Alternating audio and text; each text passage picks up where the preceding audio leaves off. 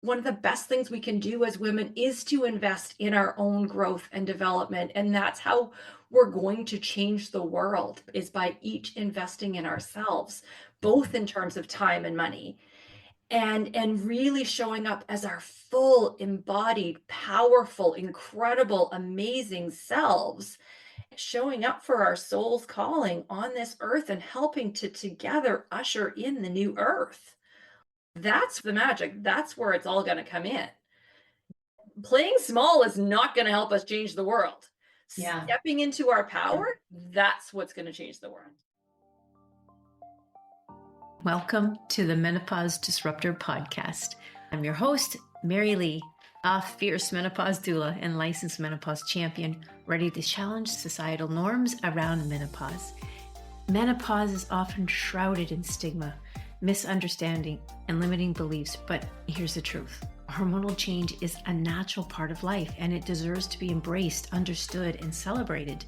I aim to empower women who are navigating the turbulent waters with a wealth of knowledge in hormonal health, nutrition, holistic living. Each week, we'll tackle the taboo topics surrounding menopause with grit and honesty. I'll be diving deep into everything from hormone replacement therapy to nutrition, sleep, libido, and often ignored aspects of heart, brain, bone, and pelvic health, and continue to bring on the experts in the field of women's health and wellness who share my passion of elevating women's health and challenging the status quo. Together, we are debunking the myths and empowering you to advocate for your well-being with confidence. It's time to disrupt these damaging and limiting beliefs around menopause and rewrite our stories. Join me on this empowering journey where we aren't just surviving, we are thriving. In my coaching business, I rely on 4 key pillars for menopause symptom management and overall good health and wellness. And they include nutrition, number 1. Number 2 is movement, exercise. Number 3, stress management. And number 4, sleep. But in this episode, we talk about a 5th pillar that is so vital and so important, and that is community. And you're going to find out because we're going to listen to Dr. Shana Johnston about the importance of women's health during life's transition, menopause. And Dr. Johnston will share her journey from her perspective as a family doctor and then moving into creating supportive communities just for women, emphasizing the need for authentic conversation and mutual support.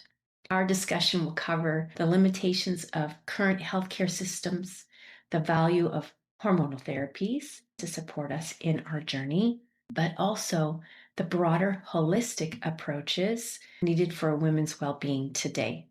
We will explore a deep-rooted culture and systemic issues affecting women's health and our healthcare system, and the importance of investing in oneself for personal growth and transformation. We covered so much, but before we dive in, here's something you need to know about Dr. Shana Johnston. Dr. Shana Johnston is a dedicated family practice and maternity doctor since 1998, known for her deep empathy and sensitivity, qualities that have been invaluable in supporting her patients through life's myriad challenges. However, these same qualities also made her more attuned to the stresses of working in a volume-based system, which required her to move quickly from one patient to the next, a pace that ultimately led her to experiencing burnout in 2020 and stepping away from her practice in April 2021.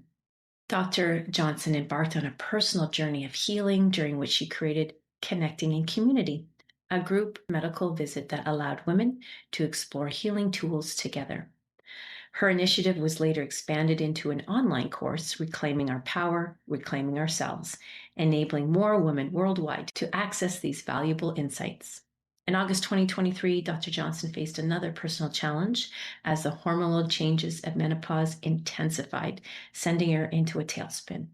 And through those months of personal growth, she learned to come home to herself in body, mind, and spirit more deeply. And she emerged stronger and more passionate about helping other women navigate this complex stage in life. Today, she's excited to introduce her latest creations, Coming Home to Oneself at Midlife. This is a self-paced online course designed to guide women through menopause. And she has the Menopause Let's Talk About It, a new group visit offering heartfelt, honest conversations about this pivotal time. You can learn all about Dr. Shana Johnston and her course offerings on her website at drshanajohnson.com. It will be in the show notes. Thank you for joining us today as we explore Dr. Johnston's inspiring journey and her mission to empower women's health and holistic well-being. Welcome, Dr. Shana Johnston. I am so thrilled to have you here. Let's dive in. Let's disrupt this conversation around healthcare and how we need to serve women better. Oh, yes.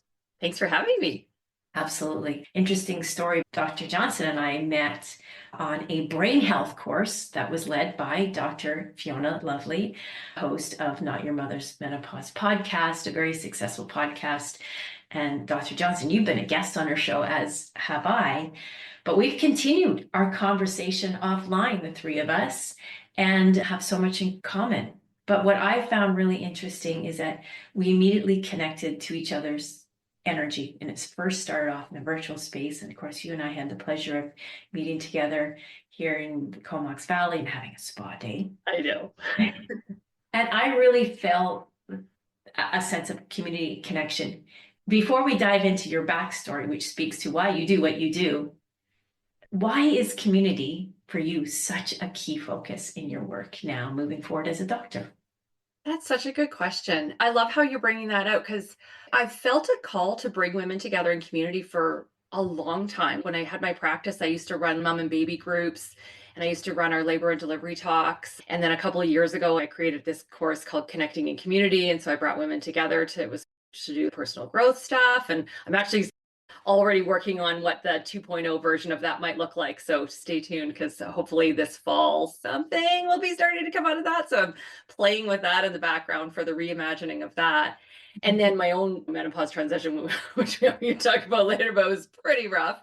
But wanting to just bring women together to talk about menopause as well, because as women, we do so well in community. We're meant to, I say this in the intro when I was doing my Connecting in Community course, that we're used to being down at the stream, doing the washing together.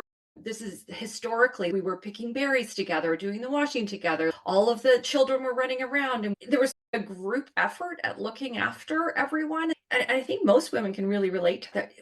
Really love having those really good girlfriends that we can just talk to about what's really going on underneath everything.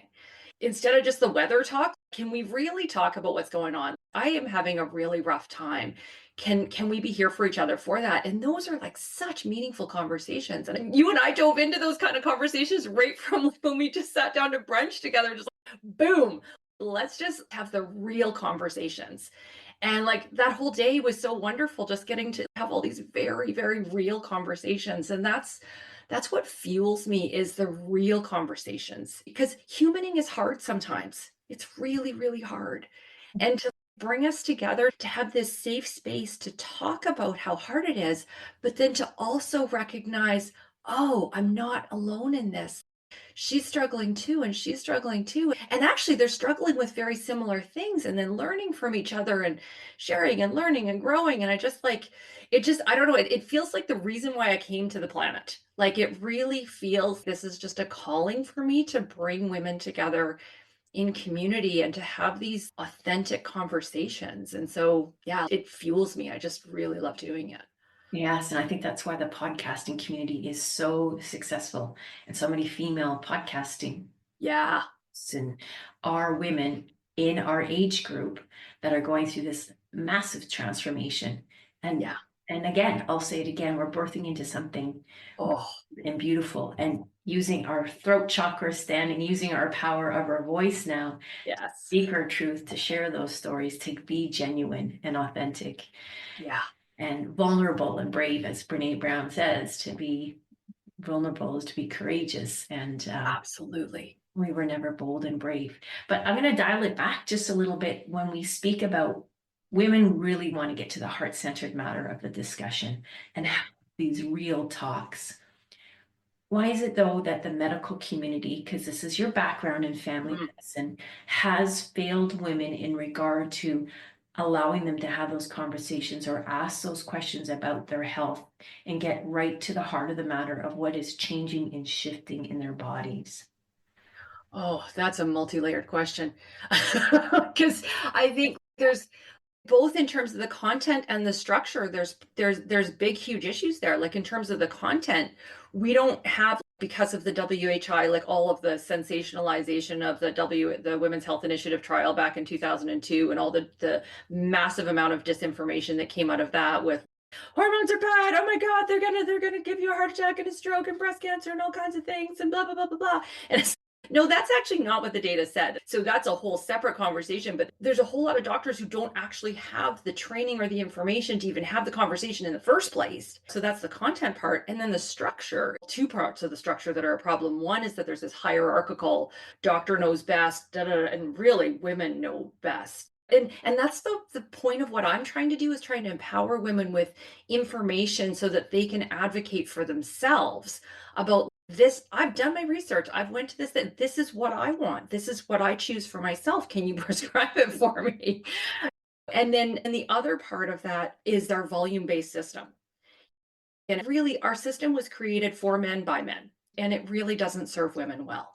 It's more industrial, mechanical. Like there's a part of the machine that's broken, go in and fix the part of the machine that's broken with drugs or surgery, and do it as quickly as possible, because it's a mechanical kind of model, and trying to, and productivity kind of baked into it. See as many people as you can. And that's not how healing happens. Oh, it's grated on me for, I mean, I've been practicing for over 25 years. And it's just something that never fit for me. And so I was always running way behind because I like landing with people and hearing what's up and really digging in and finding out what's under the surface, and then getting to that, what's the root of what's going on? And then, and really just holding that space. It's hard to hold space and really land with someone every 10 minutes. It's just, you can't, for certain things you can, but to really get to the deep stuff, we need a different model. And I just like our, yeah, so yeah, multi-layered answer to why I don't think we're doing a good job. I want to look at some of the layers, one being the research and the fact that we've had systems that have been built by men for men, and women just have to plug and play, figure out where you are in that. Pink it up. So just turn it pink and then off we go.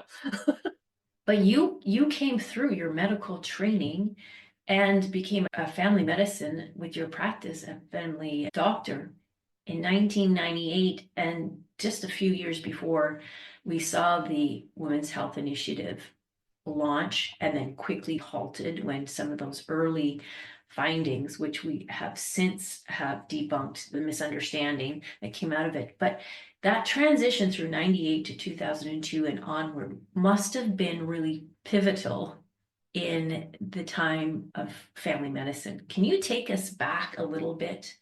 Absolutely. And we'll probably speak to your backstory of why you shifted to do what you're doing today. Yeah, it's interesting because I think back even pre-WHI, we didn't get a lot of training. There was not a lot of training in menopause or women's health, but there was the option of Premarin and Provera. So there was the conjugated equine estrogens, Premarin, and then there was Provera, synthetic progestin. So there was those two options. So at least it was simple. If you had somebody with menopausal symptoms, we could give them Premarin and Provera, and it works reasonably well. And so there, at least there was an option, and it was fairly simple and that kind of thing. The one thing I will say, and which I think was part of why what everything that came out of the WHI, we were overusing it. Like I remember being in the emergency department one time, and there was an older lady, like I can't remember, but she was at least in her 70s, and she might have even been in her 80s, but she was for sure like outside the window of opportunity. With the window of opportunity being that first 10 years after the last menstrual period. She was definitely outside that window. And we were prescribing her Premarin and Provera. We were providing estrogen for cardiovascular prevention. Oh, I remember at the time going, this seems weird. And we now know that's a stupid idea, because outside the window of opportunity actually increases the risk of heart attack and stroke. To start a woman on estrogen, because her body's no longer used to it, and then it actually does cause changes to the endothelium and all this kind of stuff. So we now know that's a bad idea. But there was this sort of there was a bit of an air of, this is the way to keep women younger, this is the, and I mean there was still a bit of the undercurrent of what was there. Permanent Provera came out, it was like in the 50s, 60s, and there was still that, it was still for men. It was to keep the women, it was to keep, so that they, well, so their moods were more manageable so they could be the cute little wife at home doing what they were supposed to be doing, and also so they could have sex. And so, because, so let's be honest about why it was really there in the first place. Was it really there for women? Maybe that was a side effect, but I think it was there more for men. But and I think then it became almost this like fountain of youth kind of thing. It's like, oh, we can keep women young forever if we put them on hormones. And so I do think that part of it, yes, needed to be undone. But then the problem is they just took out the baby with the bathwater, and fine, we're just getting rid of them entirely. And then their menopause hormone therapy is extremely helpful in that stage that you and I are in. When you're riding the hormonal roller coaster and your hormones are doing a lot of crazy stuff, it's really nice to just, it provides a dampening, a buffering of that, of the roller coaster. It turns the volume down on the roller coaster, and it has a massive benefit. And for most women is very safe. But we threw out the baby with the bathwater and went, no, no hormones. And then a lot of women suffered for a long time Yeah. because of that. And it's just, it was ridiculous. But it's interesting because I can see, because I got a little bit of just before it happened, that we were, I will say, we were overusing it. We were inappropriately using it prior to the WHI.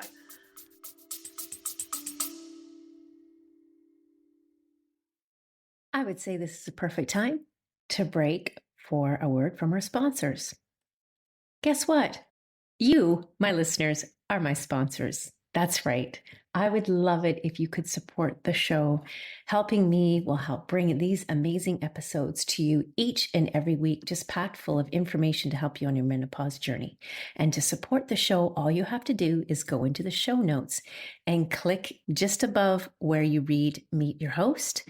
In green is Support the Show. You click on the button and it'll bring you to a page where you have the option to donate monthly, 3, 5, 8, 10. You can be a loyal supporter for as long as you want, with recurring fee as little as $3 a month, and opt out at any time. Each investment goes directly back into producing episodes with even better content, improved audio quality, and will go a long way in bringing great guests onto the show. And so now, since the WHI, and this goes back to your comment about, and your purpose is the education piece and empowerment of women.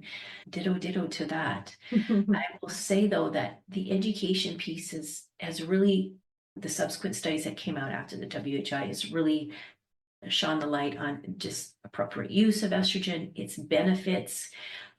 And that's where we are today in terms of the gold standard. The benefits outweigh the risk unless there is some underlying contraindications, such as breast cancer, and you can probably speak to that. But the fact that we have swung the pendulum back now to a point in time where we're saying, look, and you nailed it appropriately, there is a window, there's an age. In fact, the Menopause Society is now saying a little bit sooner, the sooner the better. Oh, for sure.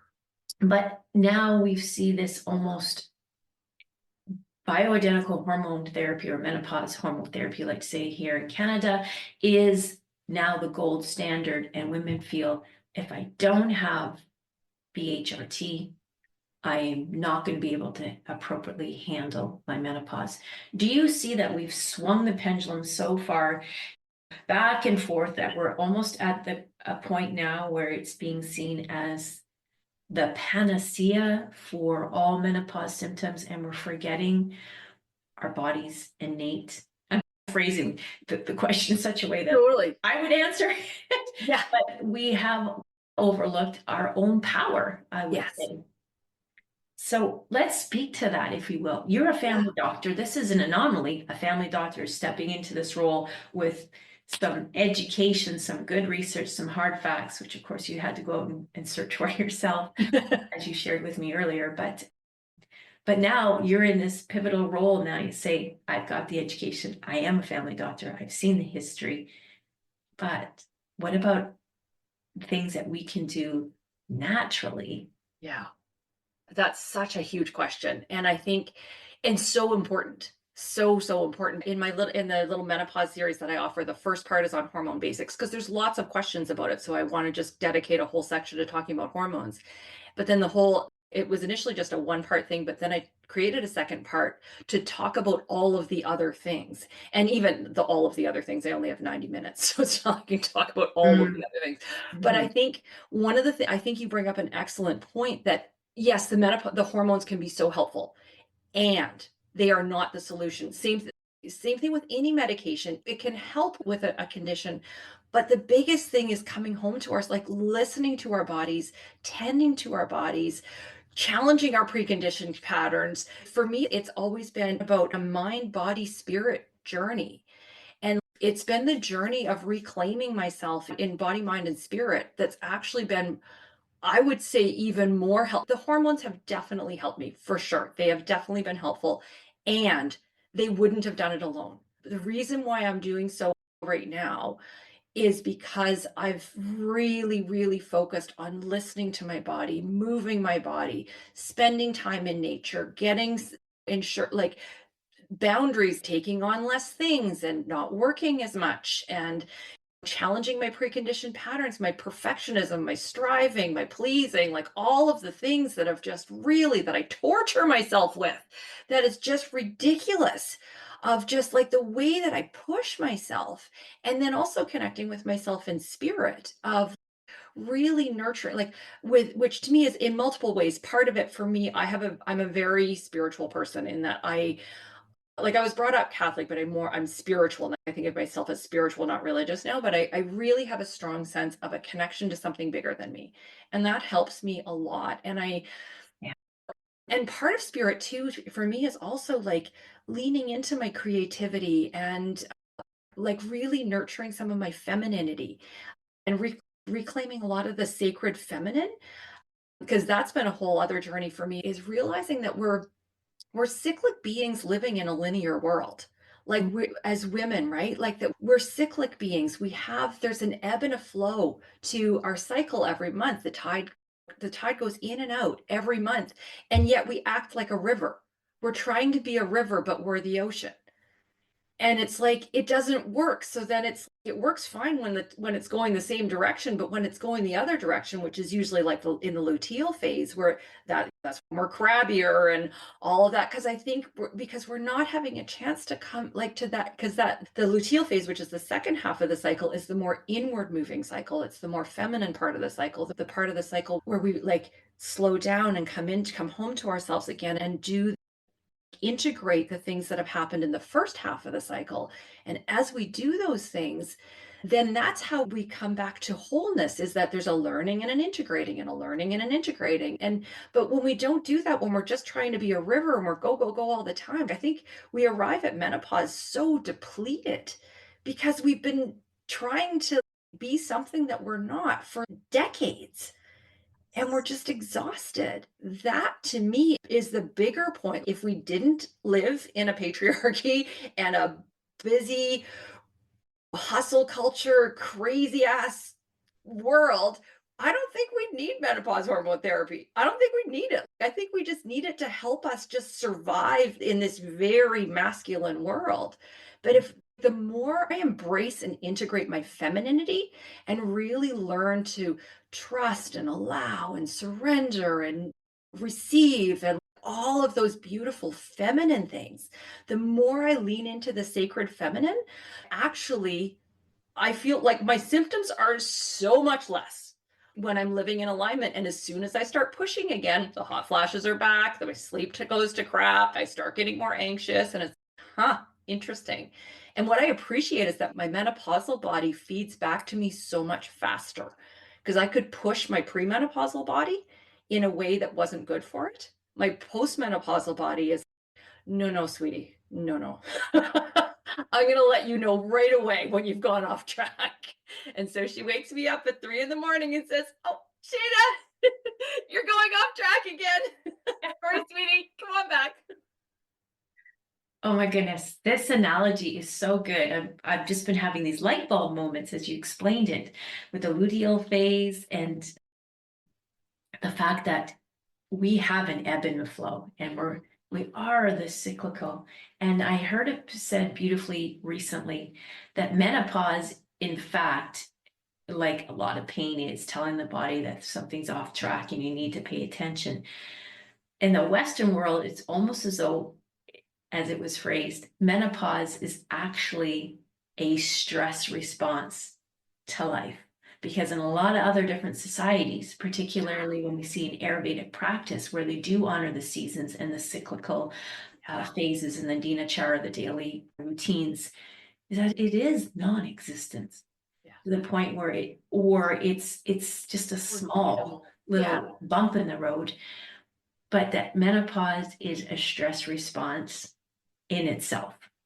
And I liked how you phrase that, is that we have a phase of a month where we can do the building, the structuring, the heavy loading, the construction in terms of the patriarchal construct or in terms of that yawn energy. Yeah. It's the fire, it's the hard building.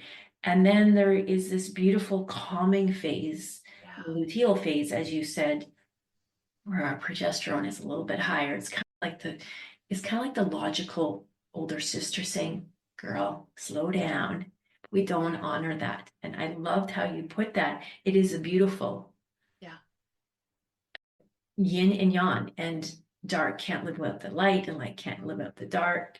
They are dualities, but they have to coexist in order for us to be able to enjoy this beautiful cyclical ride, if you will. And how you phrased it, Dr. Johnson, is just a lovely way of looking at it. But again, until we have a system that honors this, we are stuck in linear route. Yeah. So, And having said that, collectively, because as we each do the work, as we each come home to mm, ourselves, as we each remember who we are and live our lives cyclically in the best way that we're able, we will change the world. ah, instead We of will. I And love I love how, like, the quote from the Dalai Lama, "The women of the West will change the world." And it's not to say the women of the East can't, it's just that the women of the West have a bit more power. We've come a little bit further in terms of the amount of voice we have. And we're starting to use it, and woohoo, just watch. I'm very optimistic for the next 10, 15 years of what we're gonna do. me too. Yeah, I think also in the Western culture, we are facing head on these structures that have been so damaging. Oh, And yes. until, like, again, you see the opposing forces, there is, I wouldn't say there's less of an aptitude to change it. Is that when we're confronted with what we don't like, really embrace what we do like. It's just like Yes. why we feel pain is because, or sadness to no joy. Yes. And so we are facing these horrific systems in the Western world, which unfortunately seems to be taking a little bit of a slip back into those dark ages right now. And that's a whole other topic. But nevertheless, it's as though it's an awakening. Yes. I And can feel it. I yeah, can feel it. yeah. So, but again, strength in numbers. This brings Yes. us back to exactly what you're doing and bringing women together in community because we know we can't do it alone. No. And suffering in silence is detrimental Mhm. to ourselves, to community, to society, and that stays in the lineage. But tell us exactly how you are bringing women together to build this community and maybe share a little bit of a testimony or a success story of some of the women you've worked with so far. I actually just ran my group again just this past week. One of the challenges I've had is actually just getting the word out about my groups because I feel like I can take 10 people per group. I like to keep the groups smaller because so that there is actual time for interaction. And even at that, 10 feels like a lot. So there was actually we only had 6 on Tuesday, which was actually a really nice size because we just had lots of chance to really have lots of conversation and stuff. Um, And I do get lots of positive feedback from the women who come that they're just like, that was so helpful. And the biggest thing I hear is, thank you for helping me realize I'm not alone. There's this sense of, oh, I'm not the only one that's suffering. I'm not the only one who's struggling. I definitely have this sense that I want to build a community. Right now, the way that I have it structured, it's a two-part session. And so People are invited to come back more than once if they like, but I think it's because I've already gone to those 2, so I'm not gonna come back. So I haven't yet created a place. What I want to do is somehow create something where people can come back to, like a place you can come home to for some Mm, nourishment and some support, and I don't know what that looks like yet. And that's part of my visioning for what the Connecting in Community 2.0 might look like.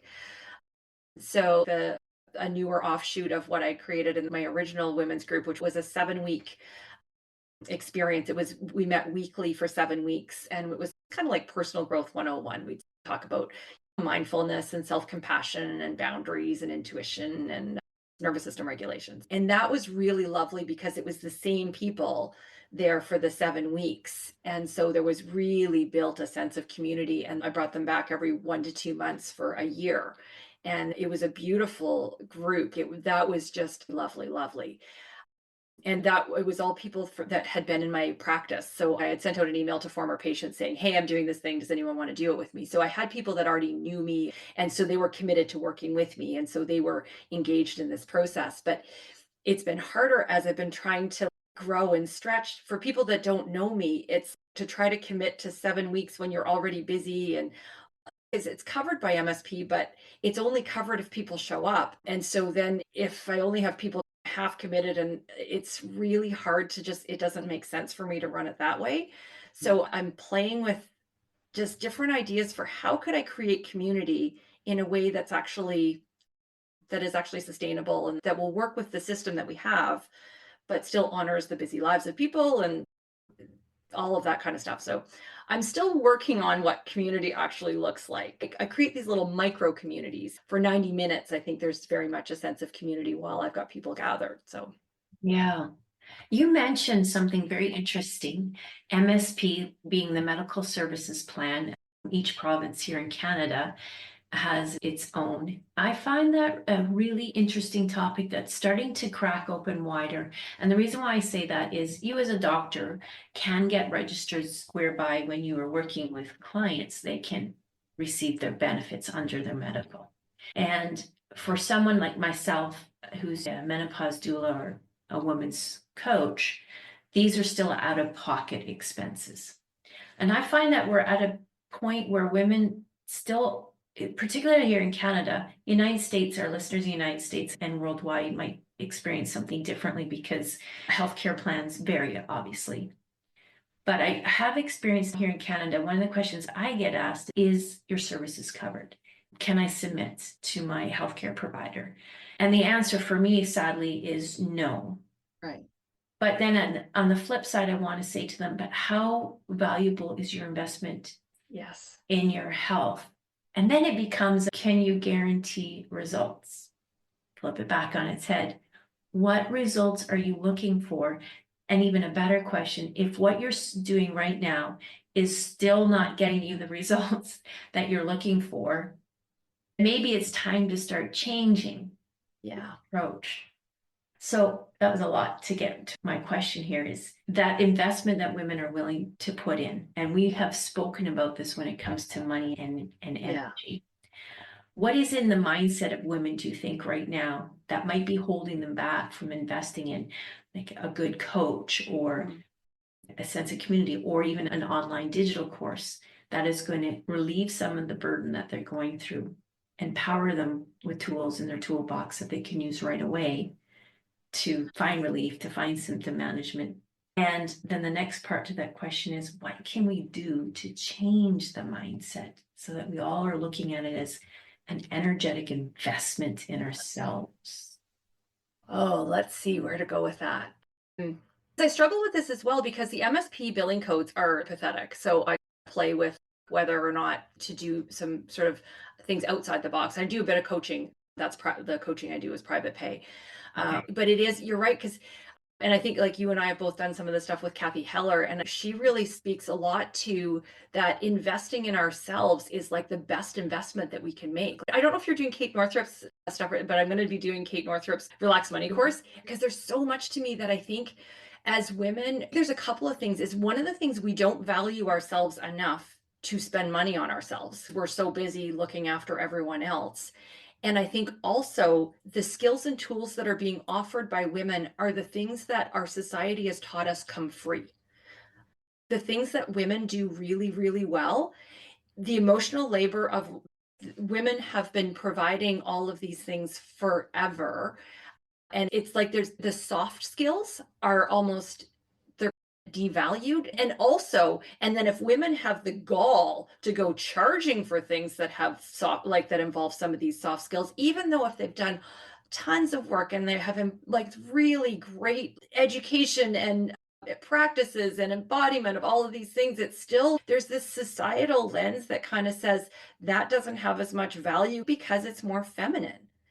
I think it's a two-part thing that we as women are we don't it's harder to then to spend money on ourselves and value ourselves enough to make those investments, and we don't our society doesn't see the value of it as much as it should. But I think the biggest thing is yeah, like that we're sorry, I'm losing my track of thought.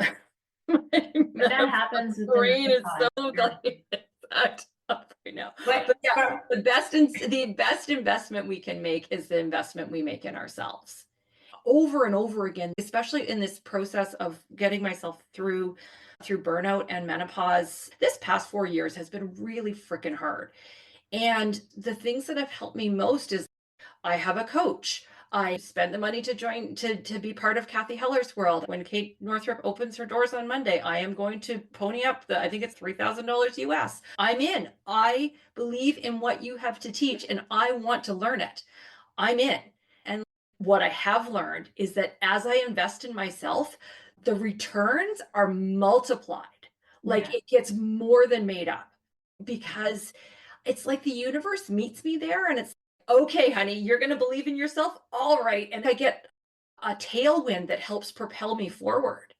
yeah, And one of the best things we can do as women is to invest in our own growth and development. And that's how we're going to change the world is by each investing in ourselves, both in terms of time and money.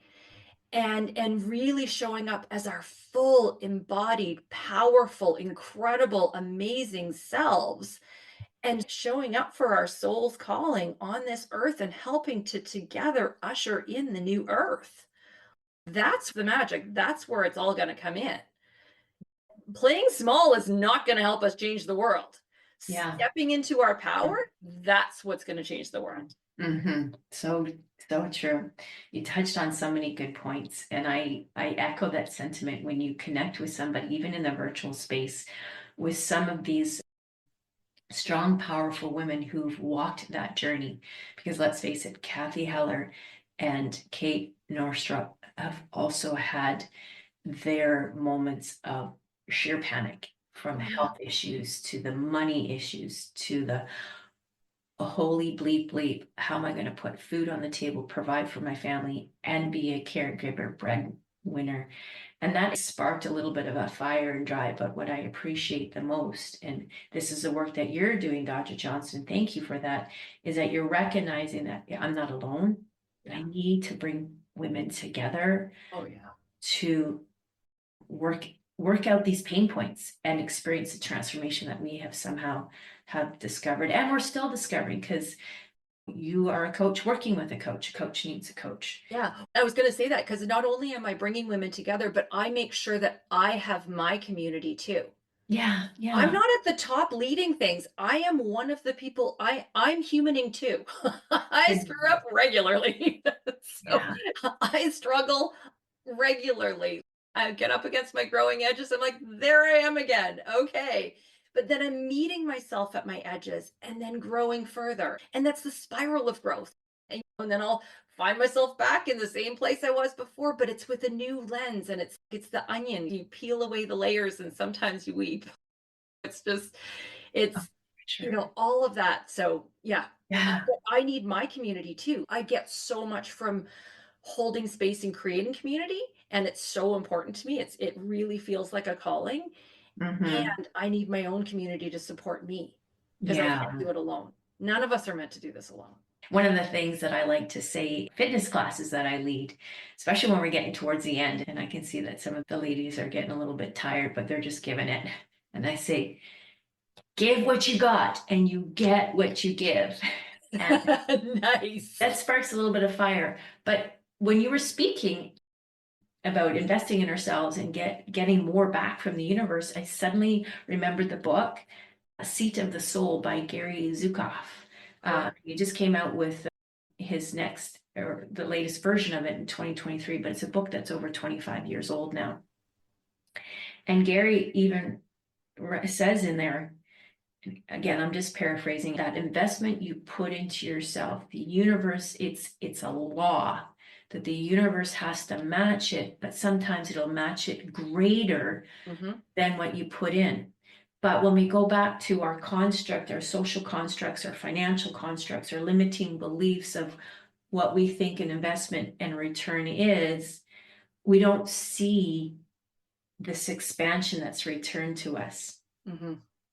The reason why I wanted to put this out there, and I've heard it so many times, we're so overwhelmed, but we're so small because of our limited mindset that has been shaped by the way we were reared by our family, by what we were told in university or schooling or what have you, and especially what we experienced in childhood and adverse childhood experiences, ACEs, shapes the way the brain fires. Now, I'm speaking from a point of view of having a neurodivergent trait that has come back tenfold with menopause, which I shared a lot with Dr. Fiona Lovely, and also with a concussion, both in childhood and at age 46, where I probably was right in the throes of perimenopause and probably in the luteal phase, which as we know, is actually worse. Is worse. The concussion will actually affect you, which is fascinating.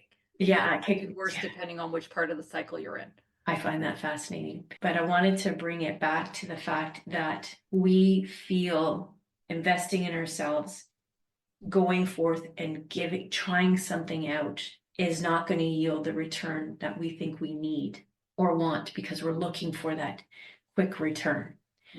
But the universe has a way of it takes its time. And back to that thing about the cyclical, there's a season for everything. You got to invest in it, you got to harvest it, you got to let it nurture, and then you can reap the rewards afterwards.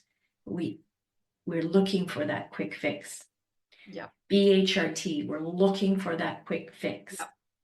It's great. It's like a little bit of the fertilizer on the plant, but the real work is in the plant. It's in the soil. It's in the nurturing. It's in the care. It's in the tending to with that loving energy.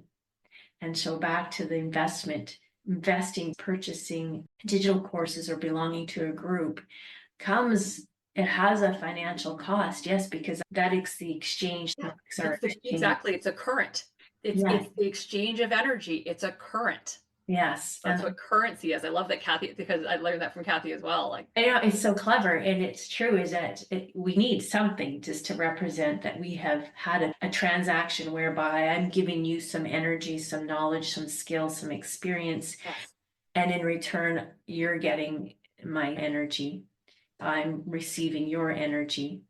We spent a lot of time talking about this in the spot, the Kingfisher, and this episode is not sponsored by the Kingfisher, but it should be. Yeah, it should be. Yeah, no kidding. But it goes right back to how do we break down that mindset, those barriers to say, you've got to put in that commitment, make your intentions, set your goals. I feel that the listeners were all in that spot. Totally. I can speak to my own experience of investing in myself and what I've noticed over and over and over again. And it also comes back to, again, the feminine principle, right? Because the feminine is receptive. So it's the trust and the surrender and the allowing, because I love how Kathy uses this metaphor of when you put water on the stove and you want to boil it. So you put the water on the stove and then you set turn the heat on. And if you keep taking it off the heat and going, it's not boiled yet. It's still not boiled. Of course it's not going to boil because you keep taking it off the heat. So you just leave it on the heat and trust. And you just keep leaning in and doing the work. And if you leave it on the heat long enough, it's Just it's physics. It will actually boil, and it's the same thing with the laws of the universe. If you continue with the momentum and you continue to nurture the plan and you it's quantum physics. If you continue to put out the energy of what you want and you invest in yourself and you invest in all those things, you will attract what it is because we don't get what we want, we get what we are. And so I think for me the big value in a lot of these courses is that it helps me to shift my energy, and by shifting my energy, I become more magnetic to what I want. Because I'm not going Mm. to get it like it's not because we've been taught by our world that to work hard to get something. So it's I don't know if you've read the book 10x is easier than 2x, but it's really doing the 10x way instead of the 2x way. So the 2x way is working hard and pushing and doing all the things and da da da da. And then the 10x way is actually more the egg wisdom. I don't know, have Kate Northrup talks about egg wisdom. Oh my God, it's so good because the egg, the feminine principle, so the egg is actually, she doesn't go running around checking to see what's happening. She sits in the fallopian tube and then she sends out a signal to the sperm. This is where I am. And she sends out a hormone that actually helps the sperm to swim faster and says, here, come to me. So she attracts the sperm to her. Then when they make it to her, she chooses which one and lets him in. And so that's the feminine principle is the magnetism of attracting what we want and just learning to be in the energy of the feminine, of the divine feminine, of the sacred feminine. And I think that's what a lot of these things are like for me. A lot of the things I've been investing in is how do I raise my energy? Because that's how I then attract things, is by raising my energy and attracting things. And also that it's not linear because I think of it like I was talking to my sister about this the other day about it's like when I used to, my dad would take us sailing. You set your North Star. You're like, we're going over there, that we're sailing over to that point on the other side. You don't go straight there. You go this way and then you go that way and you go this because you're following the wind and you're actually following the current. Also, that it's not about getting to that destination. It's actually about enjoying being out sailing for the day, Yeah. out the journey. I remind myself of all these things of this is how I come home to myself. This is how I become my own source of inner wisdom and attraction and of the person who is going to I bring what I want into my life instead of looking to go find it outside of myself. And I think that's the value of a lot of the things that I've invested in is that I'm learning to be more and more me. I become a thermostat. So instead of just reading the room as a thermometer, I become a thermostat where I set the energy of the room. I love that. Right. So it's like I bring my energy to the conversation, to the work environment, to the like whatever. I bring my energy, and that has value. We don't see it very much. We don't yet really understand that in our society, but that energy has value because as we co-regulate, it can help other people to raise their energy, which helps them become more of themselves, which helps them to be more embodied, more whole, and to attract more of what they want. And that's everything I've been working on for the past 4 years. And my life is so much better than it was a few years ago. I'm actually grateful that I burnt out and that menopause was absolutely horrible because if it hadn't have been that bad, I don't think I don't think I would have made the changes that I've been making. And I love my life now. Yes. Great life. Yes. Back to that earlier point, until we see the ugliness of these structures that are not working, these systems that are continuing to dehumanize rather than humanize us, Yeah. the change is not as obvious or seen as so necessary.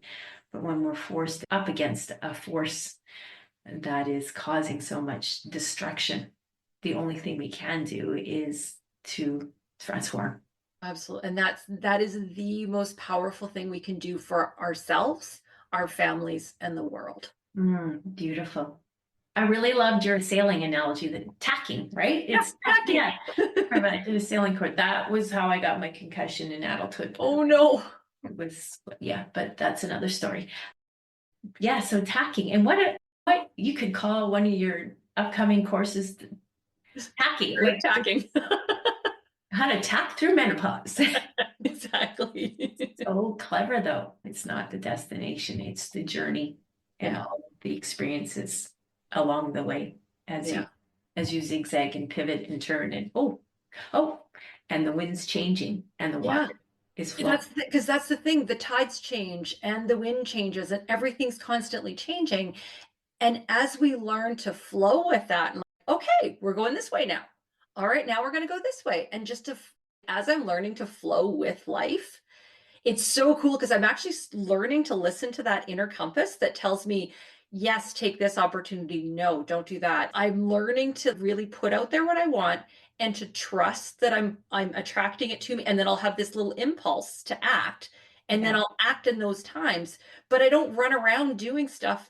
Sometimes I do. I still get back into old patterns, but I'm getting better at just following the flow of life.